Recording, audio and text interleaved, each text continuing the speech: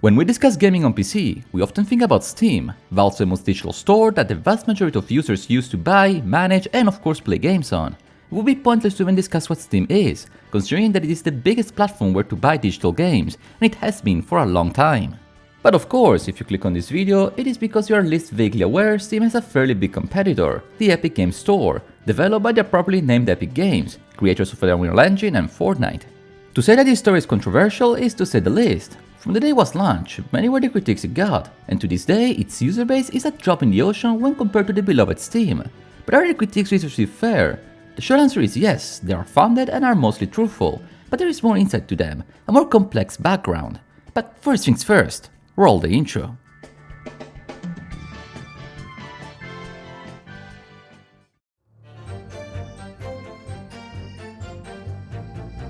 As a professional YouTuber with well over a handful of subscribers, I play quite a lot of PC games, especially in my current living situation where I have my desktop near my TV, allowing me to enjoy my vast library on the big screen.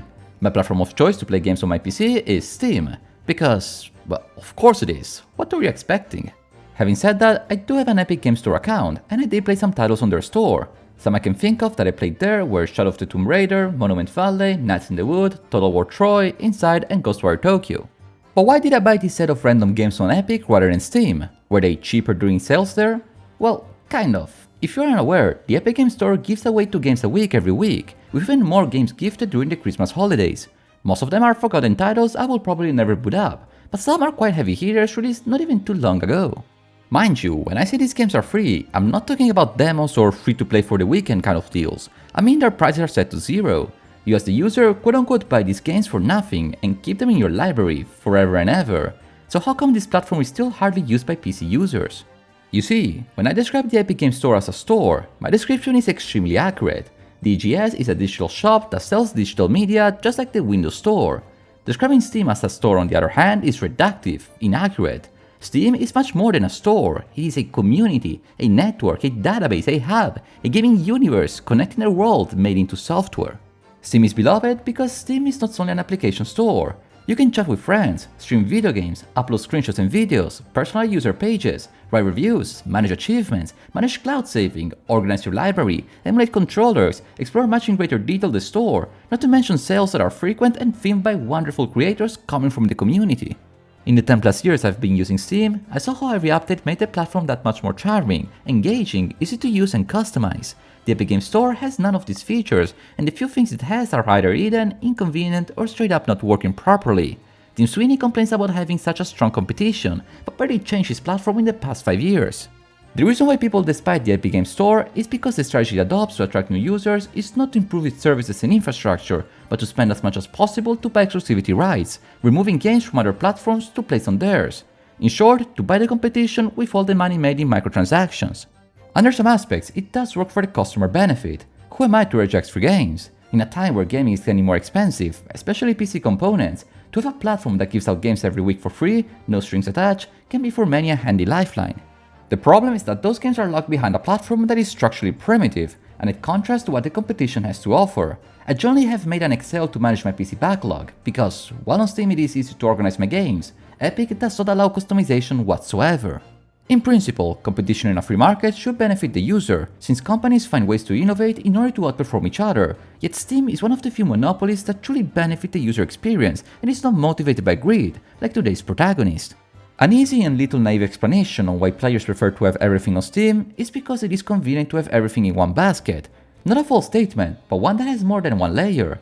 You see, despite Steam being an unrivaled gaming platform on PC, innovation is constant, from the Steam Deck to the upcoming Steam Machine to even the good old Steam Link I discussed in a previous video. Why would a company that cares about profit innovate without raising prices to the developers who sold games on their platform? Easy, because Steam is a private company, one that has no shareholders to please. Gaben is the captain of the ship, and to say he's beloved by the community would be an understatement. Many CEOs in the gaming world explore myriad ways to get as much profit as possible from the gaming market, by closing beloved studios to get a tax refund, increasing the prices of games and consoles, and increasing monetization practices even if it is borderline gambling.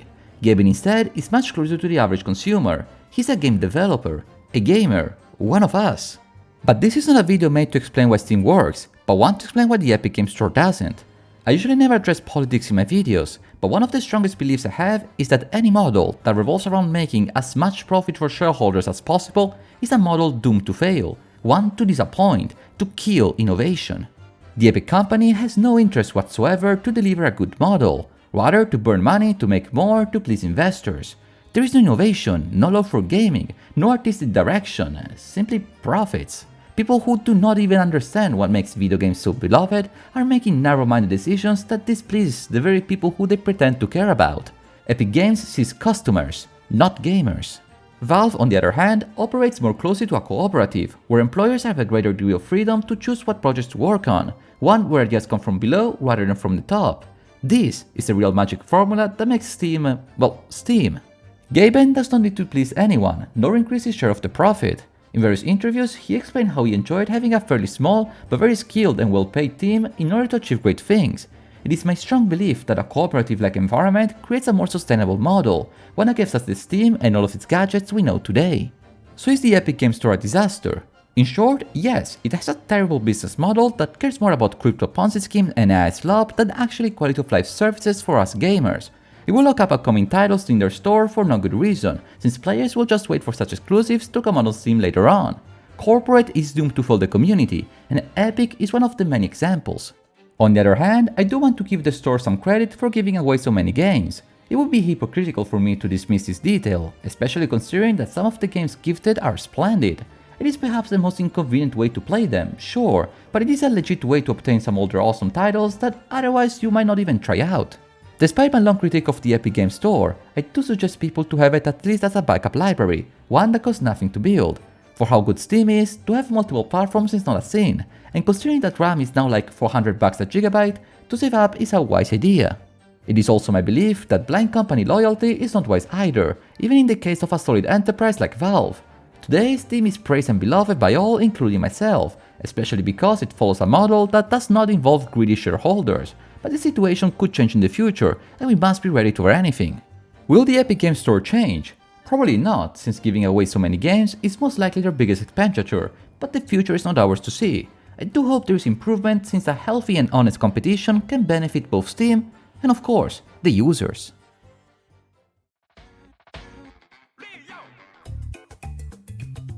The Epic Games Store is an underdog in the PC gaming world, and probably will remain such for the years to come. I'm happy that Valve's much more healthy business model, one that puts creativity over cash, is the victorious one, a clear demonstration on how a smaller but closer collective of talented workers can defeat Goliath, the despicable corporate. I do appreciate EGS free games, and if you play on PC, there is no reason for you to miss them. It will make your backlog management a nightmare, but hey, the more games you play, the merrier. There are some well-made games given away, even if it is the most obnoxious digital store to obtain them in. If you made it this far, I wanted to thank you one too many digital stores times for watching today's video. I mentioned the Epic Games Store here and there in my videos, but I wanted to discuss it in detail for a long time in a dedicated space. What do you think about the Epic Games Store? Do you use it? Wish you a wonderful day, and until next time, arrivederci!